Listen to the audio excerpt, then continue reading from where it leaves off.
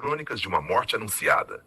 Dados, catástrofes climáticas e a administração do menos pior na era da previsibilidade.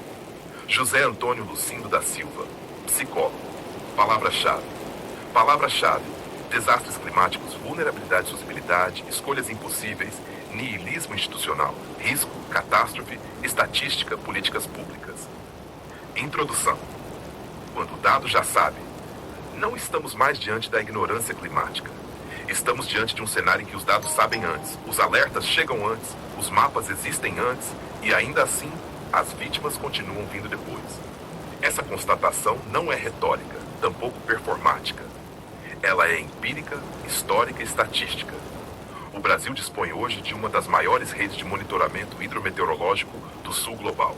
Órgãos federais, como o Centro Nacional de Monitoramento e Alertas de Desastres Naturais, CEMADEM, a Defesa Civil Nacional S2ID, o Instituto Brasileiro de Geografia e Estatística, IBGE, e a Agência Nacional de Águas e Saneamento Básico, ANA, produzem dados sistemáticos, contínuos e públicos sobre riscos, vulnerabilidades e eventos extremos. E, no entanto, os gráficos seguem exibindo mortos, desalojados, prejuízos materiais e repetição territorial. É aqui que se instala o paradoxo central deste texto. Quanto maior a capacidade de previsão, menor parece ser a capacidade de transformação estrutural. A loca do rolê não entra aqui para anunciar o futuro. Ela entra para ler o presente que insiste em se repetir, com a frieza que os números exigem e com a ironia que o cenário impõe. Metodologia e critérios de legitimidade. Este artigo foi elaborado a partir de dados oficiais de órgãos federais brasileiros, CEMADEM, S2I, Defesa Civil Nacional, IBGE, ANA, MCTI. Relatórios técnicos científicos reconhecidos por seus pares. Literatura acadêmica sobre risco, vulnerabilidade e complexidade. Cobertura de agências jornalísticas reconhecidas internacionalmente, BBC News, Reuters, Associated Press, Agência Brasil. Foram excluídos deliberadamente conteúdos de caráter opinativo, fontes não institucionais, materiais de senso comum e projeções futuras. O foco do texto é retrospectivo, estrutural e material, respeitando os princípios éticos do exercício profissional da psicologia, especialmente no que se refere à não espetacularização do sofrimento humano. O crescimento da informação e a permanência da vítima. Desde 2011, o CEMADEM registra crescimento contínuo no número de alertas emitidos para riscos hidrológicos e geológicos. Esse aumento decorre, em parte, da ampliação da rede de monitoramento e do aprimoramento das técnicas estatísticas e preditivas. O S2ID, por sua vez, revela que os mesmos municípios decretam situação de emergência repetidamente ao longo dos anos, sobretudo por inundações, enxurradas e alagamentos urbanos. O IBGE demonstra que milhões de brasileiros vivem de forma permanente em áreas classificadas como suscetíveis a enchentes e deslizamentos. A ANA, por meio de seus atlas e estudos de bacias hidrográficas, evidencia a recorrência de cheias nos mesmos sistemas fluviais, frequentemente agravadas pela ocupação urbana desordenada. Esses dados, quando observados em conjunto, produzem uma constatação incômoda. O avanço informacional não se converteu em redução proporcional de danos humanos. O dado cresce. A vítima permanece. A falácia da surpresa e a normalização da recorrência.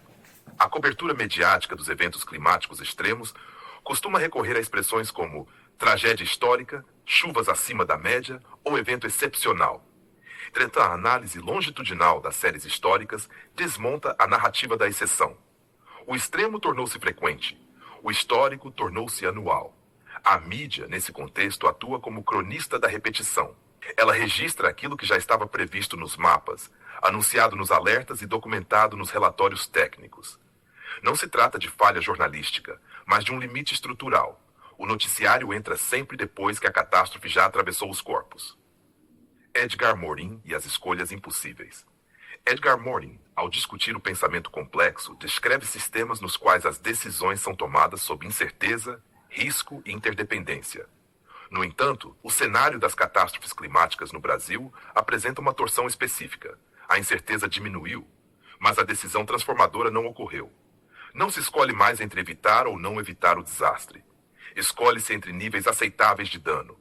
A racionalidade que emerge não é preventiva, mas administradora. Gerencia-se o impacto, mitiga-se o prejuízo, responde-se à emergência, sem alterar de forma significativa as bases que produzem a repetição.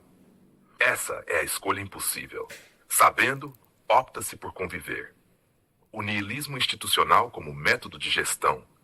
O niilismo que atravessa este texto não é existencial nem abstrato. Ele é institucional e operacional. Manifesta-se quando a morte vira indicador, o desalojamento vira estatística e o prejuízo material vira linha de orçamento. Não se trabalha com a hipótese de zero vítimas. Trabalha-se com redução de impactos. A pergunta quantos serão afetados este ano não é mórbida. Ela é a pergunta que o sistema já responde implicitamente ao aceitar, ano após ano, faixas historicamente toleradas de perda humana. A ironia não está em prever números. Está em perceber que qualquer número que não interrompa o sistema é considerado aceitável. Classes sociais, território e repetição do dano. Os dados convergem para um ponto inequívoco. Os impactos não são distribuídos aleatoriamente. São mais atingidos. Populações de baixa renda em periferias urbanas. Moradores de áreas informais, em costas e várzeas. Comunidades ribeirinhas e tradicionais. Pequenos produtores rurais com baixa capacidade adaptativa. A catástrofe climática não é democrática. Ela respeita a hierarquia social e territorial. O risco acompanha a desigualdade. Considerações finais. Quando o gráfico acusa, este texto não acusa a natureza. Ele acusa a normalização institucional da perda humana previsível. Os dados não falham. Eles expõem. O que expõem é um sistema altamente informado, tecnicamente competente e estruturalmente imobilizado. A previsibilidade cresceu mais rápido do que a responsabilidade política e ética de transformar o território e proteger vidas. A loca do rolê não anuncia o fim. Ela apenas lê os gráficos e lembra que quando a morte deixa de interromper o sistema, ela passa a ser administrada.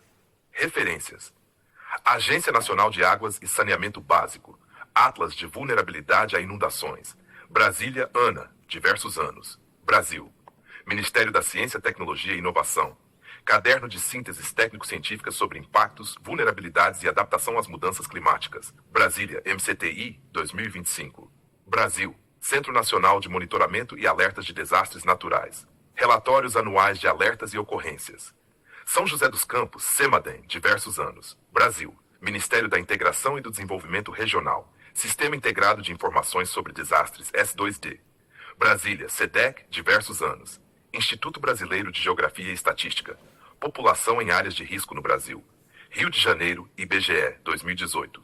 Morin, Edgar. Introdução ao Pensamento Complexo, Porto Alegre, Sulina, 2011. Beck, Ulrich, Sociedade de Risco. São Paulo, Editora 34, 2010. Bauman, Zygmunt, Vidas Desperdiçadas. Rio de Janeiro, Zahar, 2000. Notas do autor.